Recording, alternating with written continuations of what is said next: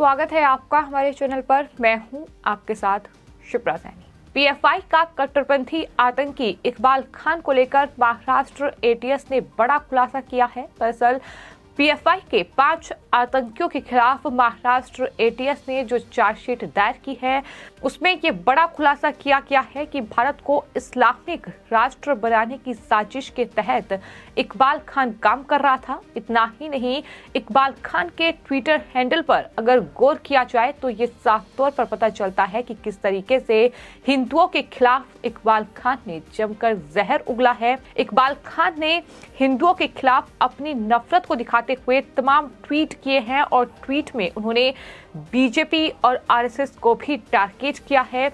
BJP RSS को लोकतंत्र के लिए खतरा बताते हुए उसने हिंदुओं को भगवा आतंकवादी करार दिया है। आपको ये बताते हैं कि इकबाल खान के ऐसे 1 या 2 ट्वीट नहीं बल्कि ट्वीट की लंबी चौड़ी फहरिस्त है जिसमें उन्होंने हिंदुओं के खिलाफ जमकर जहर उगला है। और महाराष्ट्र एटीएस ने अब इस पूरे मामले में जो चार्जशीट दायर की है उसमें ये बड़ा खुलासा किया है।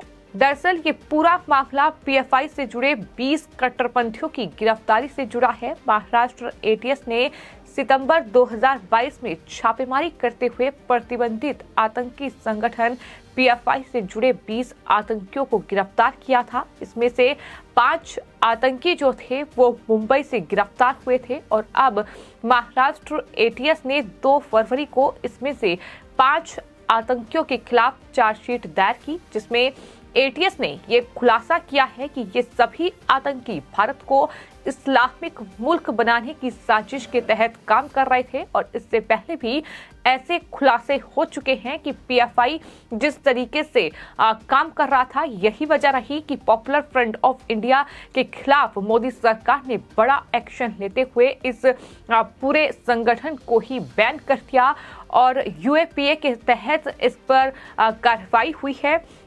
गिरफ्तार 5 आरोपियों की पहचान जो है वो मजहर खान, सादिक शेख, मोहम्मद इकबाल खान, मोमिन मिस्त्री और आसिफ हुसैन खान के रूप में हुई। इन सभी पर गैर कानूनी गतिविधियों और देश के खिलाफ साजिश में शामिल होने का आरोप लगा है। ये तमाम नाम हैं जिनका खुलासा महाराष्ट्र एटीएस की ओर से किया गया है।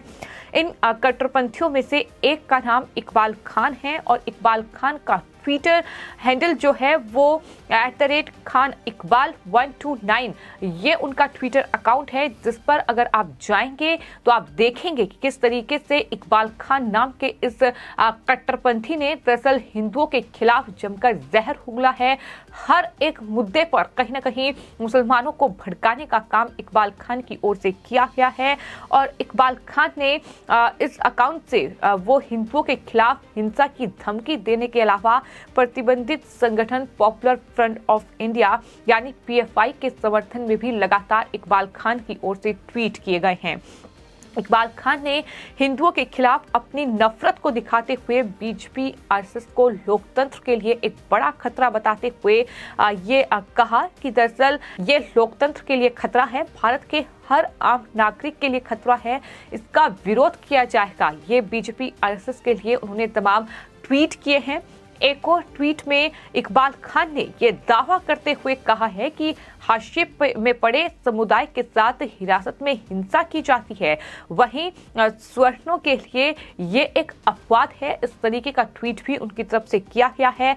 पीएफआई के ये चरमपंथी इकबाल ने हिंदुओं को भगवा आतंकवादी बताते हुए एक ट्वीट में ये भी लिखा है कि इस खूनी खेल का गढ़ नागपुर यानी नागपुर जो आरएसएस का प्रशिक्षण केंद्र है उस पर हमला बोला है और जहां हर दिन एक नया भगवा आतंकवादी पैदा होता है। इस तरीके के शब्दों का इस्तेमाल करते हुए इस पीएफआई के जो सदस्य है इकबाल खान, जिसकी गिरफ्तारी महाराष्ट्र एटीएस ने की थी, उसने इस तरीके का जहर जो है वो उसके ट्विटर पर उगला है। इस तरीके के ट्वीट उसकी तरफ से किए गए हैं। ना ही नहीं, इकबाल खान ने जो और ट्वीट किए हैं उसमें हिंदुओं के खिलाफ के तौर पर हिंसा की धमकी देते हुए तमाम ऐसे अपशब्दों का इस्तेमाल किया है जो हम आपको पढ़कर भी नहीं सुना सकते हैं कि किस तरीके से हिंदुओं के खिलाफ हिंसा को वो बढ़ावा दे रहे हैं। तमाम ट्वीट में उनकी तरफ से इस तरीके का दावा किया गया है और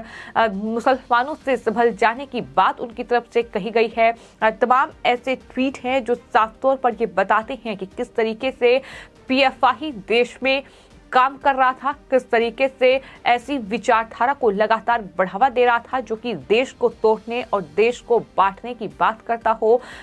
देश को इस्लामिक मुल्क बनाने की जो साजिश थी उसके तहत पीएफआई और उसके सदस्य काम कर रहे थे, जो खुलासा महाराष्ट्र एटीएस की ओर से किया गया है।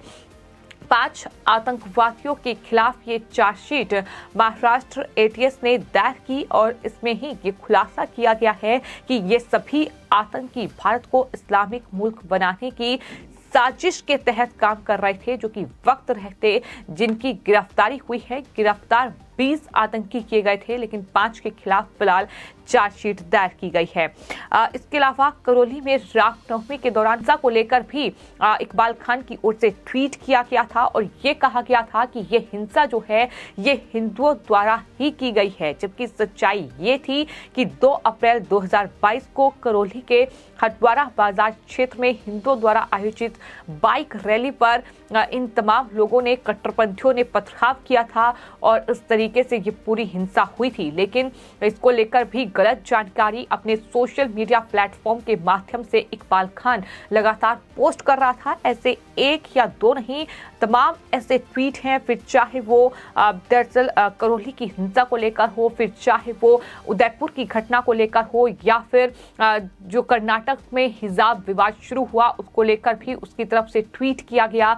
तमाम रामनवमी के मौके पर जो हिंसा भड़की उसको लेकर भी उसकी तरफ से ट्वीट किया गया, जिसमें उसने हिंदुओं के खिलाफ जमकर जहर उगला, तो वही मुसलमानों को भड़काने का काम अपने ट्वीट के जरिए किया है। और यही वजह रही है कि सरकार ने हाल ही में पॉपुलर फ्रंट ऑफ इंडिया, जो कि एक कट्टरपंथी संगठन है, उसके खिलाफ बड़ी कार्रवाई करते हुए उस पर बैन लगा दिया और यूएपीए के तहत पीएफआई पर कार्रवाई की गई थी। दिल्ली से लेकर तमाम जो भारत के अलग अलग शहर हैं उसमें पीएफआई के दफ्तरों पर छापेमारी हुई थी। बड़ी तादाद में जो पीएफआई के ऑफिस थे वो सील किए गए थे। कई ऐसे पॉपुलर फ्रंट ऑफ इंडिया से जुड़े जो सदस्य थे उनकी गिरफ्तारी हुई थी, उन्हें गिरफ्तार किया गया था और तमाम देश के बड़े शहर दिल्ली, बिहार, लखनऊ, तमाम जगहों पर हमने देखा था कि किस तरीके से छापेमारी हुई थी।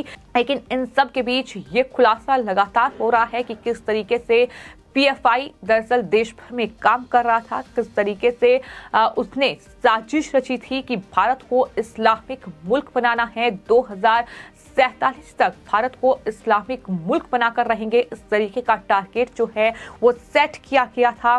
भारत सरकार के खिलाफ भी तमाम जो बयानबाजी है वो की गई थी, तमाम ट्वीट किए गए थे। सोशल मीडिया एक ऐसा प्लेटफॉर्म जिसके जरिए लगातार इस तरीके की हिंसा, इस तरीके का जो षड्यंत्र था, जो साजिश थी, उसको लेकर कहीं ना कहीं ट्वीट किए जा रहे थे, लोगों को कहीं ना कहीं भ्रमित करने का काम किया जा रहा था। और यही वजह रही कि अब महाराष्ट्र एटीएस की ओर से भी जब चार्जशीट दायर की गई है तो उसमें ये खुलासा किया गया है कि ये सभी आतंकी पीएफआई से जुड़े जिनकी गिरफ्तारी हुई थी वो भारत को इस्लामिक मुल्क बनाने की साजिश के तहत काम कर रहे थे। फिलहाल आपकी इस पूरे मामले पर क्या राय है हमें कमेंट बॉक्स में जरूर लिखें और चैनल को सब्सक्राइब करें। धन्यवाद।